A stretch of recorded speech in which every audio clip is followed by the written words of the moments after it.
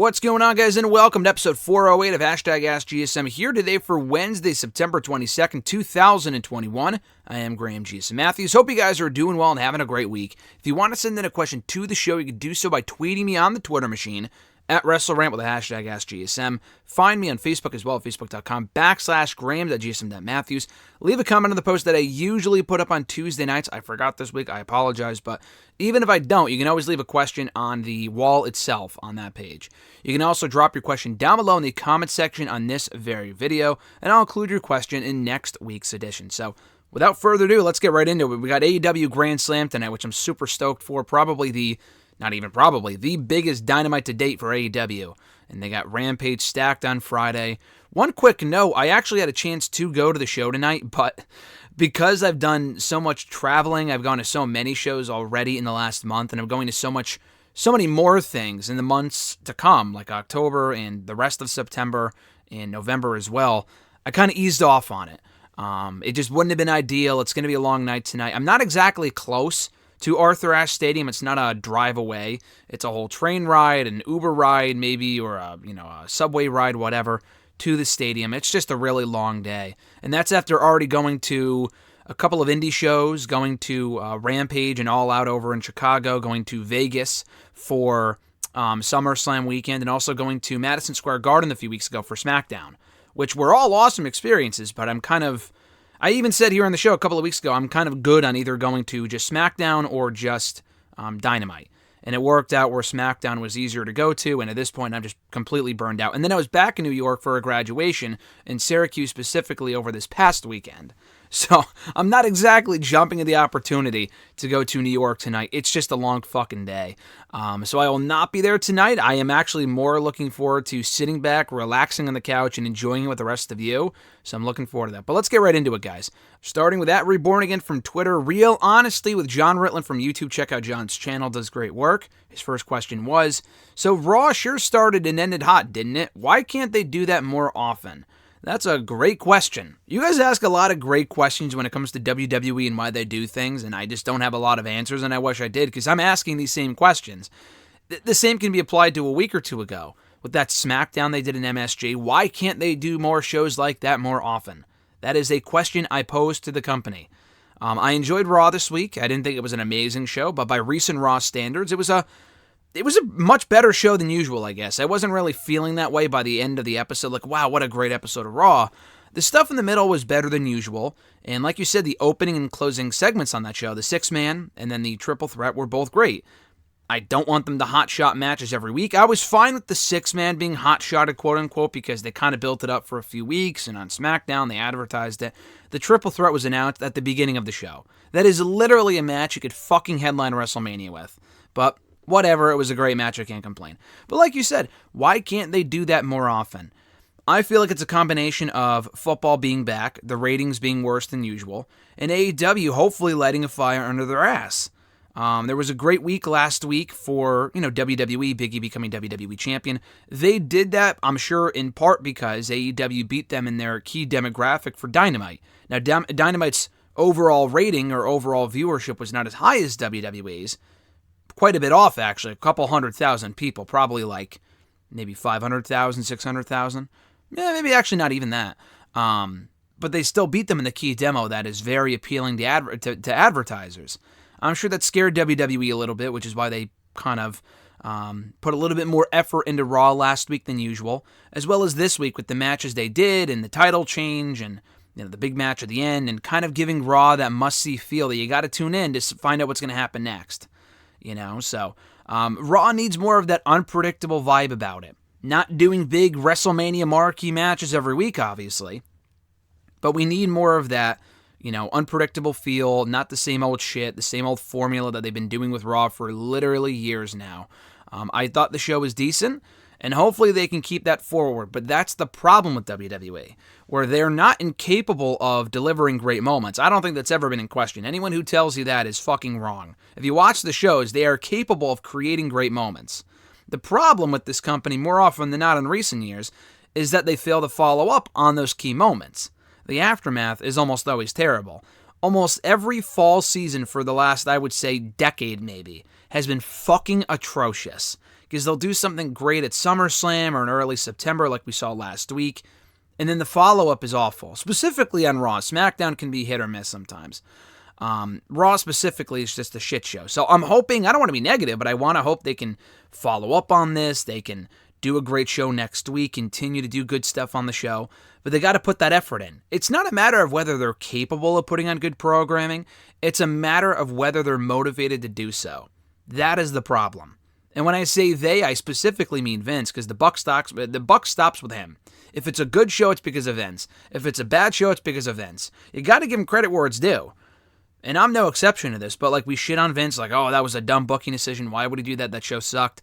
But you also got to give him credit, too, when the show was good and they put the championship on Big E. They did the right thing. Big E, among a few other people, they've actually done a very good job, Damian Priest being another one, of building up this year. Not everyone's a complete loser or booked like a loser. They are doing some decent stuff right now with some people. And, Vince deserves credit for that as well, I think. But to answer your question, John, they got to put the effort in more consistently. It's not a matter of whether they can or not. It's a matter of whether they will. And hopefully they will going forward. Your second question, so the Extreme, quote-unquote, in Extreme Rules isn't exactly all over this pay-per-view card, is it? Shouldn't they just drop the whole concept? They absolutely should. The Extreme Rules concept has been rendered irrelevant for literally years now. Going back to what I was saying earlier. Literally years is probably the whole, the phrase I should apply to this entire episode. With WWE, it is so fucking lazy when it comes to how they promote this show specifically. I'll get to the Gimmick pay-per-views later on, because someone else asked about the entire, Gimmick pay-per-views overall. With Extreme Rules specifically, it is such a pointless pay-per-view at this point. If you guys can remember, way back when, over a decade ago, when they first started doing these Extreme Rules pay-per-views, and it probably hurts your heart a little bit to discover that these shows have outlasted any other show aside from the Big Four in WWE history.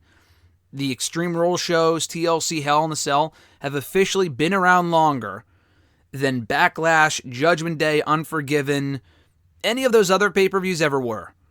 They've officially outlasted them all. They've been around for 10 plus years, which it doesn't feel like it just feels like a giant blur. And even those pay-per-views were more memorable than a lot of the installments of these shows we've gotten lately in recent years. But remember, going back to 2009, even before that, when it was still One Night Stand, remember that? And then it got PG, so they had to change the name, starting in 2009, after the PG rating went into effect. The entire point of the pay-per-view was to make every match an Extreme Rules match. And that was the case for probably the first 3 to 5 years of the Gimmick pay-per-view, of its existence. 2009 they did. I know they did it in 2006 and 2005 were obviously ECW One Night Stand. 2007, 2008, and 2009, I know for a fact, every match on those shows had some sort of an Extreme Rules stipulation. Some sort of a stipulation attached to it. Like in 2010 when they did the hair match with Punk and Mysterio, I was bummed about it because I'm like, oh, that's not Extreme Rules, but that was far more Extreme Rules than what we fucking got the last 5 years. But 2010 they did that. 2011 had all Extreme Rules matches for the most part. 2012 may have had one or two that weren't Extreme Rules, and that's when it started. After 2013 and there were a lot of 2016 didn't have a lot of Extreme Rules matches either, but that was the peak years of Extreme Rules.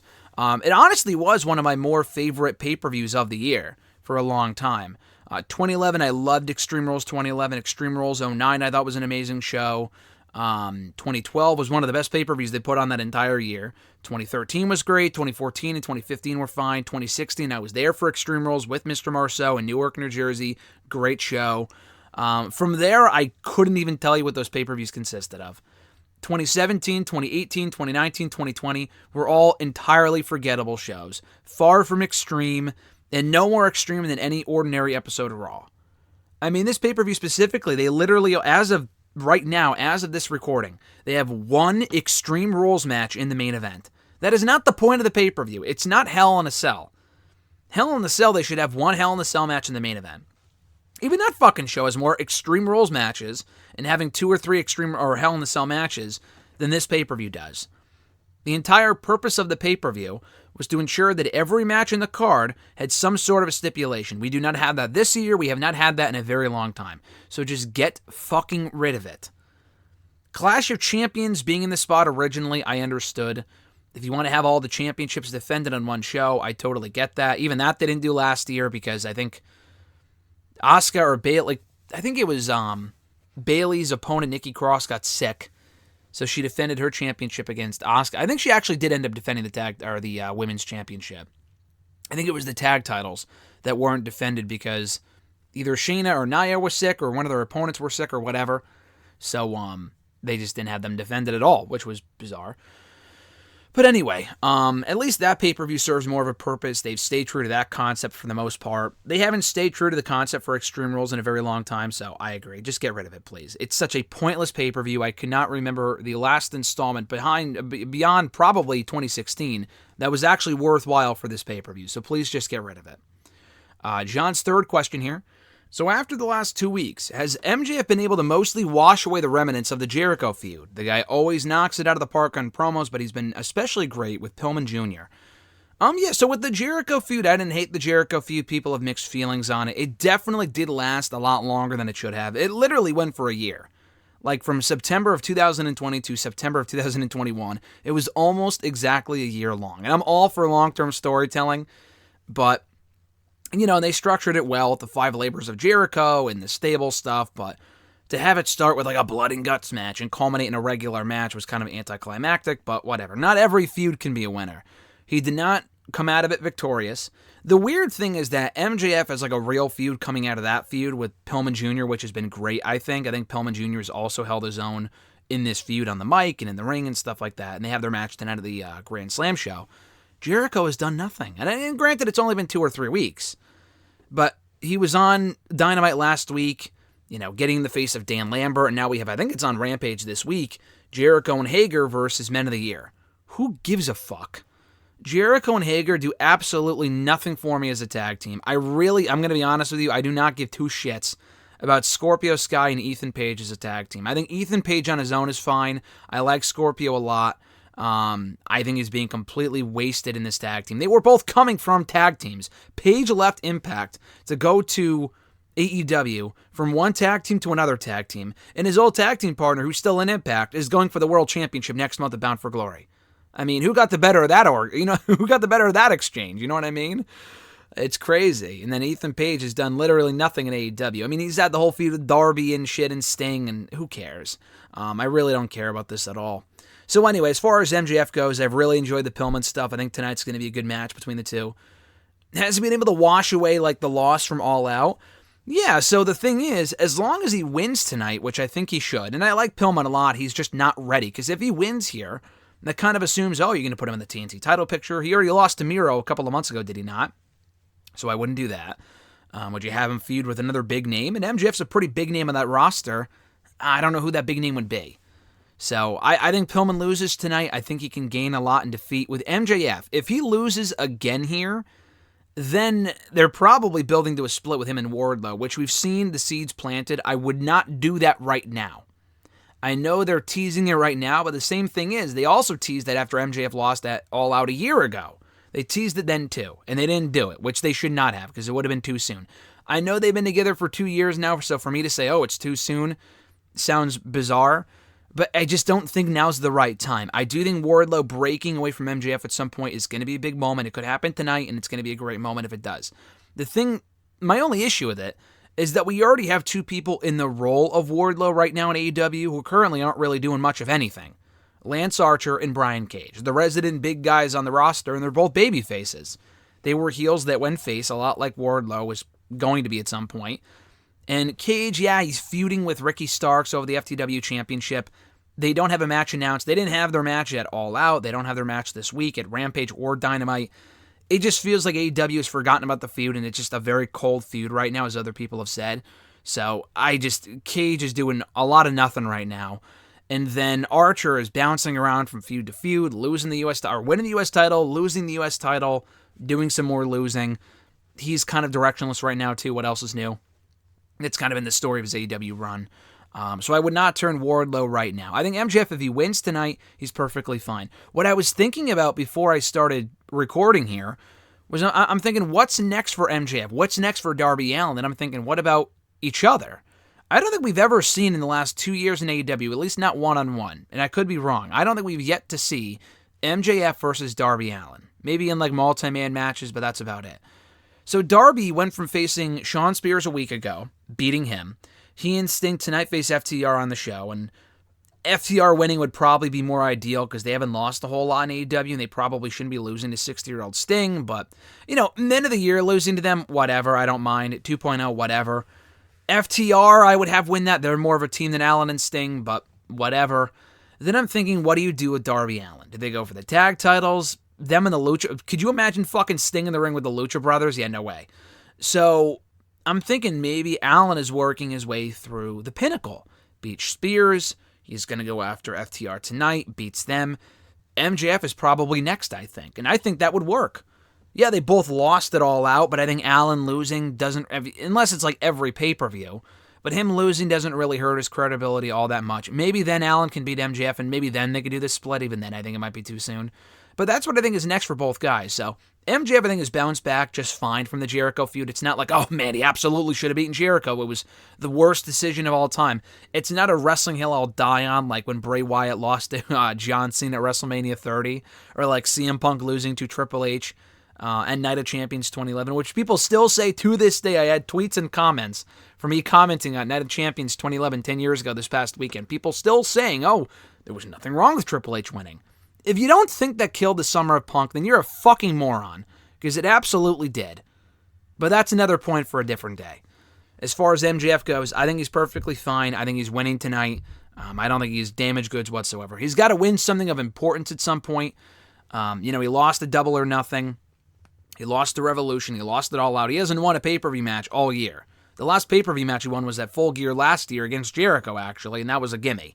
So he's got to win a championship or something at some point, and probably the world title, but he's got to be built up to that point. I feel like he's going to be the one to take the belt from Adam Page at some point, but he's got to have something for him to do in the meantime. So I would have him beat Darby Allin to the next pay-per-view, then maybe move on to CM Punk for the early 2022. So that's my long-term plan for MJF. I know that's not what you were asking, but that's what I'm thinking right now.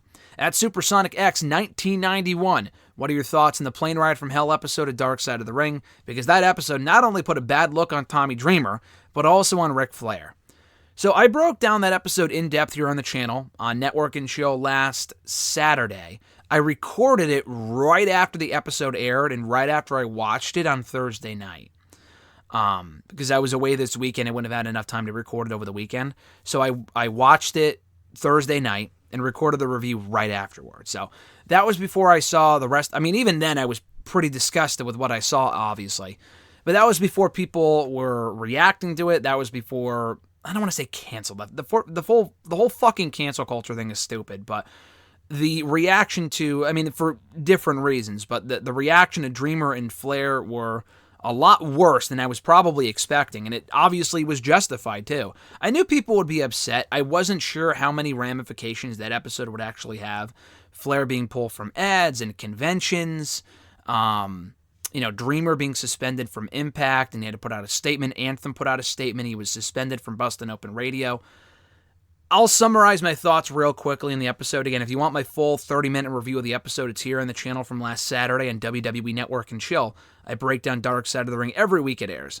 But my overall thoughts on the episode, it was a great episode, and I hate to say that because it's like the Jake Roberts episode on his family, the Grizzly Smith episode from, or Grizzly Adam, whatever the fuck his name is. The episode on his dad from a few months ago. I hate to say great because it deals with such terrible subject matter, but like the way it was produced, the people they got for it were good. None of these episodes are perfect. There were things on this episode they got wrong. Saying that Vince was on the flight, he wasn't. Angle was not on the flight. I don't think they said that, but people were thinking, oh, was this the same flight that Angle wrestled Vince on? That was a different flight.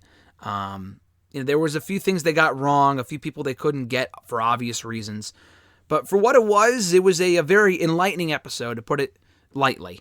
And I learned a lot, even more than I learned before, and I've heard the story a million times, but not from that perspective. Hearing from the flight attendant herself, Heidi Doyle, was very interesting. People might, say all day, oh, she's lying. How do we know she's not lying? Sometimes if you just listen to a person, you could tell if they're being genuine or not. She was absolutely being genuine. I don't know. That's just my opinion. I feel like a lot of people have believed her, myself included. If you don't, whatever, I guess. The victim shaming thing is just terrible, but I don't know what's worse, honestly. What Flair did was inexcusable, was just disgusting. But not only the Flair shit, but Dreamer's comments were awful, painted him in a terrible light. Thankfully, he apologized, and I would expect nothing less from him. And it really was disappointing, because we've known Flair was a scumbag for a while. He's got to be held accountable for his actions. I guess people can argue he already was, because he was involved in the lawsuit years ago. But we never really knew a lot of the stuff that happened on the flight from that perspective, so people saying, oh, this is nothing new. Like, people saying that shit and coming to the defense of Flair and even Dreamer with his comments, I feel like that's the worst part of it all. I mean, it really reveals the character of a lot of people with the way they responded to this episode, my tweet about it, which blew the fuck up, my most popular tweet ever, I guess, reacting to this whole thing. It's not about cancel culture, which is what I tweeted, which is fucking dumb. It's about people being held accountable for their actions and being reminded about how terrible of a situation this actually was.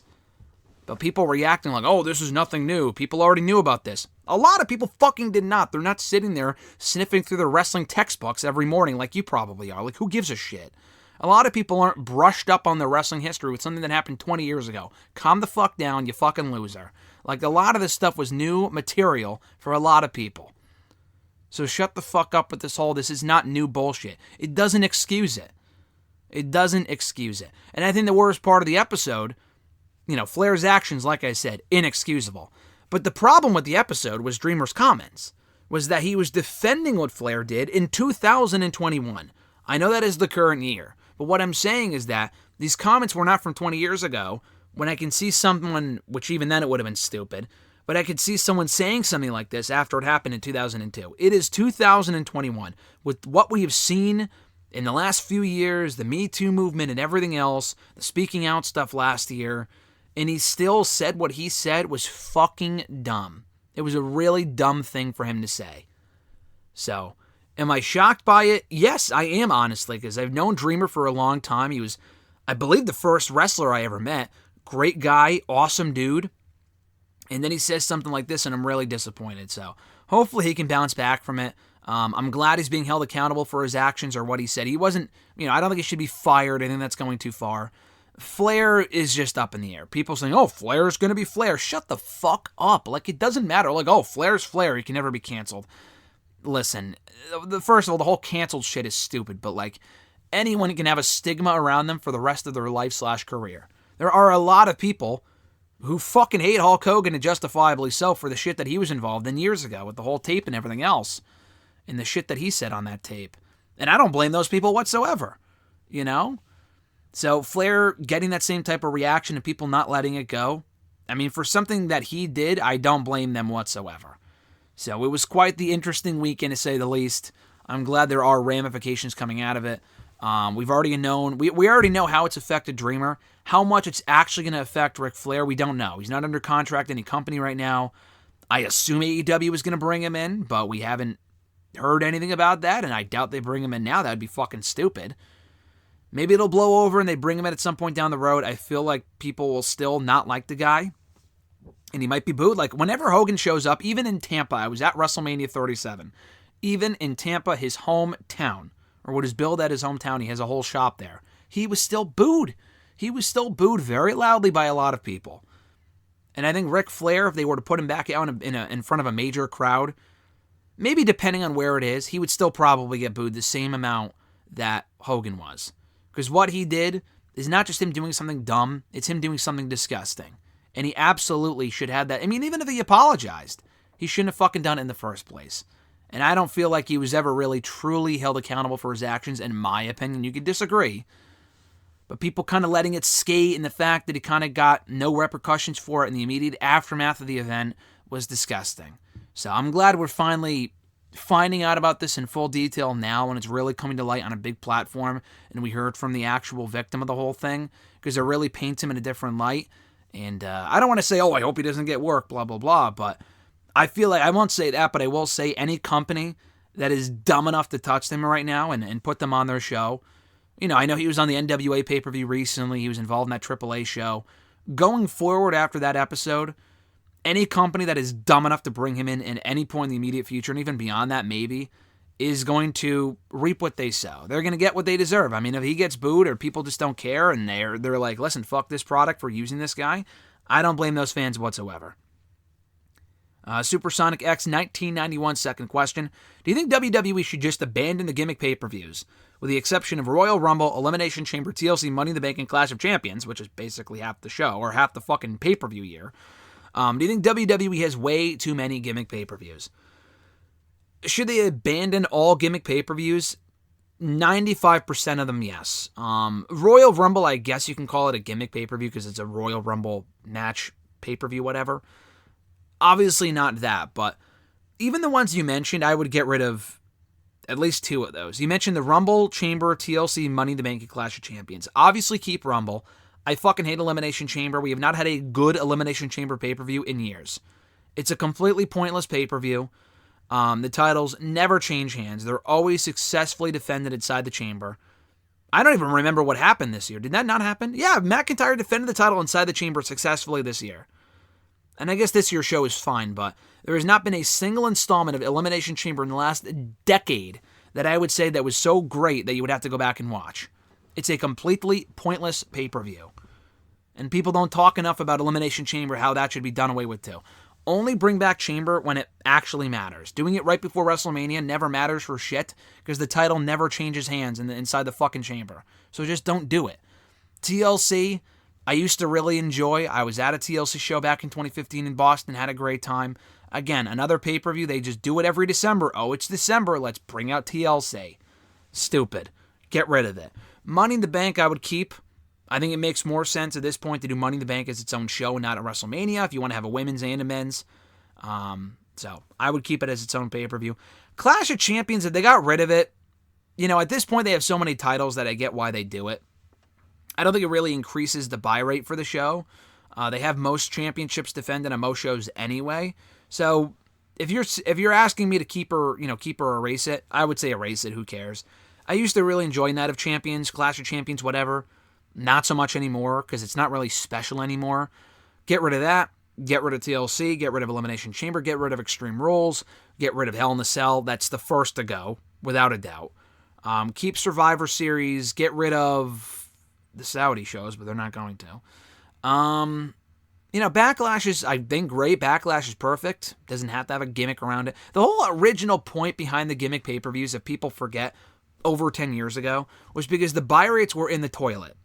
Buy rates were in the toilet. They needed to boost their numbers, so they started doing these shows. Bragging rights. Remember that shit? Breaking Point. Oh, my God. But the buy rates hardly improved when they started doing the gimmick pay-per-views. They hardly improved, and if they did, it was only for a year or two. People stopped giving a shit, and then the buy rates were right back to where they were, and then worse. And that's when the network came around, and then we didn't really focus on the buy rates anymore. So get rid of these shows. I highly, highly, highly doubt that these shows have any higher of a buy rate than your normal WrestleMania Backlash show. If you build up a good card with good matches that people want to see, then it doesn't matter if it's an Extreme Rules pay-per-view or not. So I would get rid of most of them.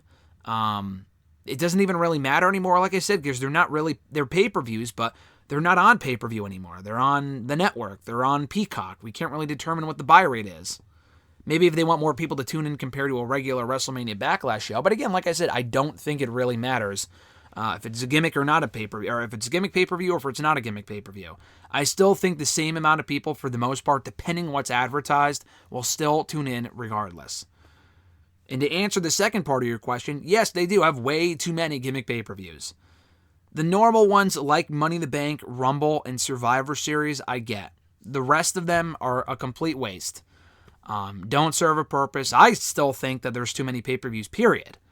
They do the one monthly, that's fine. There was a period where they were doing like one every 3 weeks. They did one after the fucking SummerSlam pay-per-view last year. They had SummerSlam then Payback, which was ridiculous. That was a pointless show. I feel like they could not do the AEW schedule, but if they want to do a pay-per-view every other month, I feel like that would be great. I would love to see that. But yeah, the one pay-per-view a month I think is just too much, and having too many gimmick pay-per-views I feel like is too much. Having one pay-per-view a month isn't terrible, but a lot of these pay-per-views are so irrelevant. The pay-per-views have been decent the last year or so, I think, during the pandemic, ironically enough. But a lot of them are just not worth the time. And a lot of the matches you do on these pay-per-views, you could just do on a Raw or SmackDown, making the pay-per-views irrelevant. So, Yes, get rid of most of the Gimmick pay-per-views. Get rid of most of them, please. And Extreme Rules first and foremost, aside from Hell in the Cell, because that is also a complete waste of a pay-per-view. At Iwagu91, the first question was, besides the obvious, do you think that the title versus mask match of the Bash in 2009 was the best WWE match of 2009? It was. He's referring to the Chris Jericho versus Rey Mysterio match from not the Great American Bash, but rather the Bash. That's what they shortened it down to in 2009 for some weird reason. An amazing match. Yeah, so the obvious is what he's referring to is, of course, Shawn Michaels versus The Undertaker from WrestleMania 25. Beyond that, yes, the second best match of 2009 was indeed Jericho and Rey from Extreme Rules, or rather the Bash 2009. All their matches were great. There were a lot of great matches in 2009. Not my favorite year in wrestling, but I thought the Shawn, Triple H, John Cena triple threat from Survivor Series was really good. I thought the Christian Shelton Benjamin ladder match for the ECW Championship at TLC was really good. There was the Jeff Hardy CM Punk TLC match from SummerSlam for the World Heavyweight Championship. That was a great match. Backlash 09 had Jericho and Steamboat. Great match as well. A lot of good matches in 2009. Not the best year creatively, but they did have a lot of good matches, though, between the three brands, Raw, SmackDown, and ECW. So, beyond Shawn and Taker, of course, I would put the title versus mask match up there as number 2, as the second best match for WWE in 09. Probably not the second best match, period, in 09, because I remember, what was it? Angle and Nigel McGuinness, actually, had a lot of great matches in TNA that year. Sting and AJ Styles had a great Bound for Glory main event. And then there was also, I think it was 09, it might have been 2010. I thought it was 09. Daniels, Joe, and Styles in a 3-way for the TNA title, which was also great. So I don't know if it would be the second best match, period, in 09 between all the major companies, but for WWE it would be. Do you think that Bryan Danielson versus Kenny Omega tomorrow night, or tonight as I record this, will end in a draw, or with Danielson winning? My prediction is that it will end in a draw. Obviously, you can't have it end in a draw and have that be the end of the show. Because I'm thinking to myself, you're not just going to end it with a draw and have the show go off the air. It's like their biggest Dynamite to date. They're not going to do that. My prediction is that it will end in a draw, but Omega is confronted afterwards by Adam Page. And then that sets the stage for the Full Gear main event. That's what I would do. Danielson winning, you could.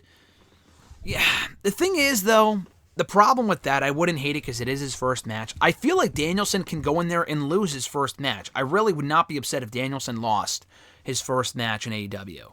Because it's Omega, it's a big match, you don't ordinarily see that. You can always get his win back down the road at some point, too. When you give it more build and you really make it as big of a match as you can on pay-per-view at some point, maybe Double or Nothing. So yeah, just with Bryan losing here, I wouldn't hate it. I feel like it's more ideal than Omega losing. The problem with Omega losing, even more so than Danielson loses, his mystique is not gone. He's still Bryan Danielson. No shit, you know. Omega losing is the problem. He already lost to Christian on Rampage last month. He's obviously, and he will, and he should, lose the championship to Adam Page at some point. The more he loses before then, the less it's going to mean, the less special it'll be when Page is the one to beat Omega. I still say that Christian should not have beaten Omega for the title in the way that he did. I know why they did it, to make Christian more of a threat for All Out, which he was never going to win that championship of the pay-per-view. He was never going to win the AEW World title. I know why they did it, but I almost prefer that they had Christian win the TNA title, the Impact title, in like a triple threat or something. I mean, Omega just vacating it would have been stupid, but I realized they wanted a new champion at that point. They wanted Christian on the show. Omega and Josh Alexander would have been fucking awesome, but he would have also been pinned by Alexander, so maybe not. The problem is that I just don't think Omega should be losing going into his inevitable loss to Adam Page. And he could lose tonight. It's not the end of the world. I really, really, really wanted the first time that Omega got pinned in singles competition was to be against Page, because he hasn't been pinned in singles competition beyond the Christian match a month ago, and like well over almost 2 years. So I would have waited for Page. They didn't. Don't make it worse by having Danielson pin Omega too. So I would have Omega win of the two. If I had to do a finish, I would not do a countout or a DQ. I feel like a draw would be just a better... I feel like that would be smarter. It would make more sense. I feel like a DQ people would boo. Oh, it's the first one on Dynamite ever. I mean, yeah, but still I wouldn't do that. I feel like a draw makes more sense. People will boo with the draw, but at least if you bring out Paige, people will immediately forget all about it. And then save the eventual finish between Danielson and Omega for down the road. So that's what I would do. His second question, or third question rather, what are your thoughts on the working relationship between AEW and the Owen Hart Foundation? I love it. I mean, I don't know how anyone can have a bad word to say about it, although there is. As people have pointed out, there's a lot of fucking morons out there who just don't get it or think it's betraying WWE. I hope WWE sues, one guy said. I don't even remember what his handle is. It doesn't even matter, but just spewing bullshit like that makes no fucking sense. If you don't care, then cool. But if you're thinking like, oh, this is such a bad idea, like they're saying fuck WWE, like WWE was the company that was responsible for this guy's death. So if the wife never wants to do business with them again, I completely get it. And my stance on it was always for a long time, and I've talked about it here on the show before, why not just let Owen Hart go into the Hall of Fame? But then I'm thinking, okay, you know what? It's the wife's decision. It's her decision. It's not her being bitter. I watched the Dark Side of the Ring episode. Then I'm thinking to myself, you know what? Fuck them. Fuck the company. The Hart family wasn't the greatest about it either. I think they eventually, I don't know if they made amends or not at some point. I don't remember exactly. But then I'm thinking, you know what? For what? It's a fucking Hall of Fame that has no actual Hall of Fame. For her to put her differences aside with the company for that, what? For the fans? We're not owed shit. Who cares? To have his name on a plaque in a non-existent Hall of Fame, it doesn't even matter. So if she doesn't want to give in and give them the, the honor of inducting him into their Hall of Fame, then you know what? She has every right to do so. She has every right to do that. Because to let them just parade around and pretend like Owen, I mean, Owen was amazing, but like, I don't know, the way they reacted to the whole Owen Hart tragedy 2 decades ago is still disgusting all these years later. So the way that she reacted is completely understandable. And I think her working with AEW instead was inevitable. I mean, she has a lot of people there that I think like a Jericho and a Tony Khan that she respects and trusts, people like that. So I think it was inevitable. But it's really cool how they're honoring him. They're going to do a tournament in his honor. Proceeds go to his foundation. They're going to, put him in the video game too, I think, which is awesome if true. I think they put that in the press release, which is fucking awesome. But I'm all for it. I think it's absolutely cool that they're doing that. And props to AEW. I mean, you could say whatever you want to at the company from a creative standpoint, but as far as this stuff goes, they almost always do the right thing, if not always. So I'm really happy about that. At E13A, final question for the episode here today. Thoughts on Bryan Danielson's controversial statement. So Danielson was doing interviews yesterday with a variety of people, including Bleach Report. Check out Doc's interview with Danielson from Bleach Report yesterday. Great stuff. Also talks about the Final Countdown, by the way, and why he's not using it.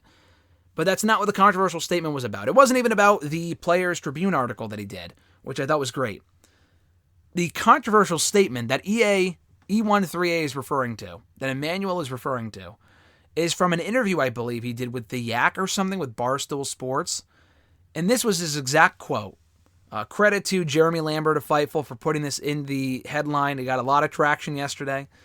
Bryan Danielson said, "When I eat an apple, I'm essentially eating tree sperm. Most fruits are semen." I've never wanted less to eat fruits in my life than after reading that headline. Interesting headline. I'm sure he's correct on that. Danielson is a very smart guy. He knows exactly what he's talking about. That sounds fucking gross. Not exactly the first thing I wanted to read on a Tuesday morning yesterday, but there it was in my timeline. So I don't really know how to add to that aside from what I just read out loud. I never thought I would say those words. I never thought I would say apple, sperm, semen, and fruits in the same sentence, but here we are in 2021 spewing that sentence. So there you go, folks. I don't know if that changes, or I mean, it probably will change your viewpoint on or your stance on fruits, and there you go. If you're eating and listening to this, if you're eating an apple right now while you're listening to this episode, I apologize. I probably should have forewarned you, but there you go. From the mouth of Bryan Danielson himself. But that's going to do it, guys, for episode 408 here today of #AskGSM for September 22nd, 2021. Thank you guys, as always, for sending in your questions and for listening and checking out the show. I appreciate it. If you want to send in a question, you can do so by tweeting me on the Twitter machine at WrestleRant with the #AskGSM. Find me on Facebook.com/Graham.Jason.Matthews. Leave a comment on the post that I usually put up on Tuesday nights, if not on the wall itself. And last but certainly not least, drop your question down below in the comment section on this very video. I'll include your question in next week's edition.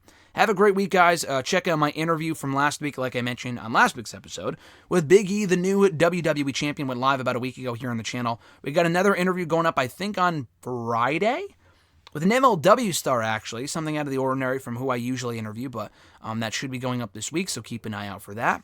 And that's about it, guys. So enjoy AEW Grand Slam tonight. Grab a beverage, a snack. It's going to be a great time, I'm sure. I'm Graham GSM Matthews, and I'll catch your ass down the road.